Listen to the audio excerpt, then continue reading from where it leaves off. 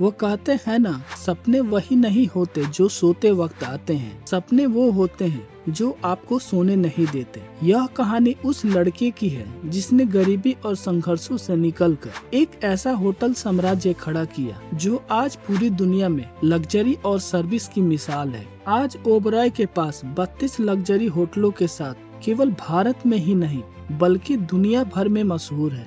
इस अरबों होटल के साम्राज्य के पीछे उस व्यक्ति का हाथ है जो कभी खुद एक होटल में क्लर्क के पद पर काम करता था। तो चलिए अपनी वीडियो की शुरुआत करते हैं। यह कहानी शुरू होती है 1898 में, जब मोहन सिंह ओबराय का जन्म हुआ था। किस्मत का खेल देखिए, जब वह सिर्फ 6 महीने के थे तब अपने पिता को एक महामारी में खो दिया। मोहन की मानो दुनिया ही उजड़ गई, लेकिन उनकी मां ने हार नहीं मानी। उन्होंने मोहन को शिक्षा देने का बीड़ा उठाया। 16 साल के उम्र में मोहन अपने सपने को लेकर लाहौर के डीएवी कॉलेज पहुँचे। वहाँ न सिर्फ उन्होंने अंग्रेजी सीखी बल्कि एक शू फैक्ट्री में पार्ट टाइम काम भी किया। जल्द ही डिजाइन और प्रोडक्शन प्रोसेस को गहरी समझ हासिल कर ली और वहां के सुपरवाइजर बन गए। साल 1919 में रोलेक्ट एक्ट के विरोध में भारत आंदोलन कर रहा था। इसका असर कई व्यवसायों पर पड़ा और साल 1922 में मोहन की शू फैक्ट्री बंद हो गई।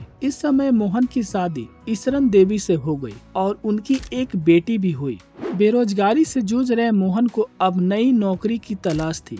अब उनके सामने बड़ा सवाल था कि वो करे तो क्या करे। वो बेरोजगार थे लेकिन हार मानने वालों में से नहीं थे। उन्होंने शिमला के तरफ रुख किया और सिसिल होटल के बाहर खड़े थे। तभी होटल के वॉचमैन ने मोहन के हुलियों को देखकर वहां से जाने को कहा। मोहन को यह बात बहुत बुरी लगी। मोहन वही ठान लिए कि जब तक उन्हें नौकरी नहीं मिलेगी तब तक वहां से नहीं जाएंगे। आखिरकार होटल के मालिक बाहर निकला तो मोहन ने बात की तो मोहन की अंग्रेजी और आत्मविश्वास उसे बहुत पसंद आई और सिसिल होटल में क्लर्क की नौकरी दे दी, जहां उन्हें 50 रुपए प्रति माह की तनख्वाह मिलने लगी, जहां से उनके नए जीवन का अध्याय शुरू हुआ। सिसिल होटल में काम करते हुए मोहन ने अपने अनुभव और सूझबूझ से होटल के खर्चे को कम करने का उपाय खोजने लगे, जिससे होटल में काफी मुनाफा हुआ और उनकी कुशलता को देखते हुए मोहन को गेस्ट क्लर्क बना दिया गया। सिसिल में वीआईपी गेस्ट आते थे और मोहन ने उनके व्यवहार को गहराई से समझा, जिससे मोहन को होटल इंडस्ट्री की गहरी समझ हुई। साल 1925 तक मोहन ने होटल के सभी चीजों में एक्सपर्ट बन चुके थे। सिसिल होटल का मैनेजर क्लार्क्स ने अपना खुद का एक कार्ल्टन होटल खरीद लिया और उसका नाम बदलकर क्लार्क्स होटल रख दिया और मोहन को पार्टनर बनाने का मौका दिया। अब मोहन क्लार्क्स होटल के को ऑनर बन गए थे और अपनी मेहनत सूझबूझ से उन्होंने होटल की ऑक्यूपेंसी 80% तक बढ़ा दी। लेकिन तभी होटल क्लार्क्स के मालिक की पत्नी बीमार पड़ गई और उन्होंने होटल को बेचने का फैसला किया। मोहन के पास इतने पैसे नहीं थे लेकिन उनकी पत्नी ईसरन देवी ने अपना पूरी ज्वेलरी बेचकर कुछ पैसे जुटाए और बाकी पैसे एक मनी लैंडरिंग से उधार लेकर मोहन ने होटल को खरीद लिया और 34 साल की उम्र में वह होटल के मालिक बन गए। इसके बाद मोहन ने होटल इंडस्ट्री की कई कामयाबी हासिल की और उनकी सफलता का मुख्य कारण था इंग्लिश लैंग्वेज पर पकड़ और बेहतरीन कम्युनिकेशन स्किल्स। अब मोहन अपनी जिंदगी में सिर्फ 50 कमरे तक ही सीमित नहीं रहना चाहते थे। अब वो होटल बिजनेस को एक बड़ा साम्राज्य खड़ा करना चाहते थे। इसी दौरान उन्हें पता चला कि कोलकाता में एक होटल लीज पर उपलब्ध है जिसका नाम था द ग्रैंड होटल। यह होटल 500 कमरों के साथ न सिर्फ कलकत्ता में ही नहीं बल्कि पूरे भारत का सबसे बड़ा होटलों में से एक था। यह होटल कोलकाता की उन शुरुआती इमारतों में से एक थी जिसमें हाइड्रोलिक लिफ्ट लगी हुई थी। वर्षों से इस होटलों ने शाही परिवारों और सेलिब्रिटीज और प्रतिष्ठित व्यक्तियों की मेजबानी की थी, लेकिन हाल ही में गंदे पानी के कारण इस होटल में टाइफाइड से 6 लोगों की जान चली गई थी। इस घटना के बाद होटल की प्रेस्टीज पूरी तरह से खत्म हो गई और अंततः साल 1937 में होटल बंद हो गया। इसके मालिक इसे लीज पर देना चाहते थे। मोहन के सामने अब 2 विकल्प था, या तो शिमला में अपने छोटे से होटल को बिना जोखिम के चलाते रहे या फिर क्लार्क्स होटल से 10 गुना बड़े होटल को लीज पर लेकर अपनी किस्मत आजमाए। मोहन ने दूसरा विकल्प चुना और 8,000 रुपए प्रति माह के हिसाब से ग्रैंड होटल को लीज पर ले लिया। लेकिन जब उन्होंने होटल की हालत देखी तो उन्हें अपने फैसले पर शक होने लगा। होटल की दीवारों पर धूल की मोटी परत जमी हुई थी, पेंट उखड़ा हुआ था और इंटीरियर्स बुरी तरह से खराब हो चुके थे। होटल को सही करने के लिए काफी पैसे की जरूरत थी। मोहन ने फिर से एक लोन लिया। बिना देरी किए एक बड़े पैमाने पर सफाई अभियान शुरू किया, जिसमें होटल के हर कोने को गहराई से साफ करवाया। उन्होंने होटल के पुराने कर्मचारियों से संपर्क किया और उन्हें वापस बुलाया, क्योंकि वही लोग थे जो होटल को अच्छी तरीके से जानते थे। हालांकि एक चीज अभी भी ठीक करनी बाकी थी, वो था गंदे पानी की समस्या। उन्होंने होटल के सभी पुरानी पाइपलाइनों और ओवरहेड टैंकों को हटा दिया और एक आधुनिक प्लम्बिंग सिस्टम लगवाया। और जल्द यह बात फैल गई कि द ग्रैंड होटल अब पहले से भी अधिक प्रीमियम सेवाएं दे रहा है, बल्कि 100% सुरक्षित भी है। इसके साथ ही 2 सालों में ग्रैंड होटल की ऑक्यूपेंसी फिर से बढ़ने लगी। लेकिन जैसे ही स्थिति बेहतर होनी शुरू हुई तो एक समस्या आ गई, वर्ल्ड वार 2। वार के शुरू होते ही ब्रिटिश सेना के हजारों सैनिक कलकत्ता में एक बेस बना चुके थे और सैनिकों के रहने की व्यवस्था के लिए अंग्रेजों को काफी जगह की जरूरत थी। इस कारण ब्रिटिश सरकार ने ग्रैंड होटल को भी अपने कब्जे में लेने का आदेश दिया। अगर यह होटल मोहन के हाथों से चला जाता तो मोहन अपना लोन भी नहीं चुका पाते और ब्रिटिश जनरल से बात की। उन्होंने जनरल को समझाया कि अगर सेना खुद सैनिकों खाने और रहने का प्रबंध करेगी तो प्रति सैनिक 1 रुपए खर्च करना पड़ेगा, जबकि 10 पैसे प्रति सैनिक में कर सकते हैं, जिससे सेना का बहुत सारा पैसा बचेगा। सौभाग्य से जनरल इस डील को स्वीकार कर लिया।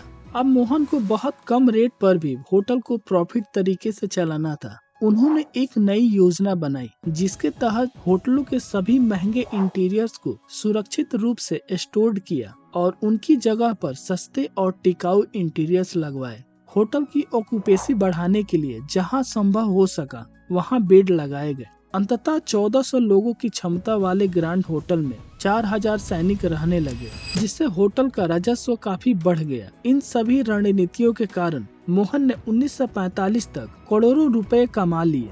अब ग्रैंड होटल सामान्य ग्राहकों के लिए भी खुल गया था। ग्रैंड होटल की सफलता के बाद मोहन के पास एक और बड़ा लक्ष्य था, वो था भारत में अपना खुद का होटल चेन शुरू करना। EHI को एक्वायर करने का डिसीजन लिया। EHI के पास भारत के 8 सबसे शानदार होटलों का ऑनरशिप था, जिसमें शिमला का प्रसिद्ध सिसिल होटल भी शामिल था। समय के साथ EHI का प्रबंधन कमजोर होते गया और मोहन ने इन होटलों का ऑनरशिप संभाल लिया। अब मोहन का एक उद्देश्य था, अपने होटल को अंतर्राष्ट्रीय स्तर के लग्जरी होटलों से भी बेहतर बनाना। इसके लिए उन्होंने साल 1952 में एक वर्ल्ड टूर की योजना बनाई। इस टूर का मुख्य उद्देश्य था दुनिया के टॉप होटल्स के डीपली स्टडी करना। इस दौरान उन्होंने लंदन के डॉर्चेस्टर होटल, पेरिस के जॉर्ज भी होटल और पुर्टो रिको के हिल्टन होटल जैसे प्रमुख होटलों में ठहर कर अध्ययन किया। 3 महीने में 25 होटलों का अध्ययन किया। उन्होंने भारत लौटकर अपने होटलों के kitchen, room design, public area, मेनू और रूम सर्विस में बड़े सुधार किए और अंतर्राष्ट्रीय मानकों को हासिल कर लिया। साल 1955 में मोहन ने देखा कि भारत में कई ऐसी ऐतिहासिक जगह हैं जहां कभी राजा महाराजा रहते थे, लेकिन अब वहां कोई नहीं रहता। उन्हें इसमें सबसे बड़ी संभावना नजर आई, इसलिए उन्होंने शाही परिवारों से बात करके इन महलों को लीज पर लेने का फैसला किया, जिसमें सबसे पहले उन्होंने कश्मीर के महाराजा हरि सिंह के गुलाब भवन पैलेस को होटल में परिवर्तित किया। इसी तरह उनका पहला असली पैलेस होटल मिला। साल 1970 तक अपनी निरंतर सफलता के चलते ओबराय ग्रुप को लगने लगा कि वे भारत के लग्जरी होटलों के राजा बन चुके हैं। लेकिन फिर कहानी में एंट्री होती है द ताज होटल की। साल 1971 में ताज ग्रुप के पास केवल एक ही होटल था, मुंबई का ताज पैलेस होटल। लेकिन उसी वर्ष ताज ग्रुप ने मुंबई के बाहर अपना पहला होटल उदयपुर के लेक पैलेस में खोला। इसके बाद 1972 में जयपुर में रामबाग पैलेस और 1976 में दिल्ली में एक और होटल खोला और इसी तरह 1980 तक ताज ग्रुप ने भारत की लगभग हर प्रमुख शहरों में अपना होटल खोल दिया। ओबराय को पता था कि अगर उन्हें ताज ग्रुप का मुकाबला करना है तो उन्हें मुंबई में ताज का प्रमुख होटल है वहीं पर अपना होटल खोलना होगा। इसलिए 1917 में मोहन ने मुंबई के नरीमन पॉइंट पर नया होटल बनाने का फैसला किया। इस होटल में 500 कमरे और 34 फ्लोर के साथ यह उस समय मुंबई के सबसे ऊंची इमारतों में से एक होने वाला था। इस प्रोजेक्ट के लिए ओबराय ग्रुप ने लोन लिया था और एक समय ऐसा आया था कि हर दिन का ब्याज ही 1,20,000 रुपए तक पहुंच गई थी। इन फाइनेंशियल दबाव के कारण पूरा ओबराय ग्रुप आर्थिक संकट में घिरने लगा। ऐसा लगने लगा कि प्रोजेक्ट को रोकना पड़ेगा, लेकिन 72 साल के मोहन ने खुद 6 महीने तक मुंबई में कैंप किया और सुनिश्चित किया कि होटल समय पर पूरा हो। साल 1973 में होटल बनकर तैयार हो गया। ओबराय ग्रुप की हालत सामान्य होने लगे, लेकिन फिर 1975 में इंदिरा गांधी ने देश में आपातकालीन घोषित कर दिया, जिसके चलते मंदी आ गई और विदेशी और घरेलू यात्रियों की कमी हो गई। इसका सबसे ज्यादा असर होटल उद्योग पर पड़ा। ओबराय ग्रुप पर कर्ज इतना बढ़ गया कि उन्हें अपने मुंबई के होटल को बेचने का दबाव महसूस होने लगा, लेकिन मोहन ने ऐसा नहीं होने दिया। इसी दौरान मोहन ने देखा कि लेबनान में गृह युद्ध शुरू हो गया है, जिसके कारण अरब देशों के कई अमीर लोग जो व्यापार या अवकाश के लिए लेबनान जाते थे, अब वो मुंबई आ रहे हैं। मोहन ने इस अवसर को पहचाना, अपने होटलों के 200 कर्मचारियों को अरबी भाषा का क्रैश कोर्स करवाया ताकि वो इन मेहमानों के साथ इफेक्टिवली बात कर सके। होटल के दस्तावेज जैसे रूम सर्विस अरबी भाषा में अनुवाद किया, जिसके चलते ओबराय होटल अरबी मेहमानों की पहली पसंद बन गई और कुछ ही सालों में ओबराय न केवल अपना कर्ज चुकाया बल्कि इस होटलों से भारी मुनाफा भी कमाया। इस सफलता के साथ ओबराय ग्रुप ने खुद को भारत का सबसे प्रमुख और लग्जरी होटल चैन के रूप में स्थापित कर लिया।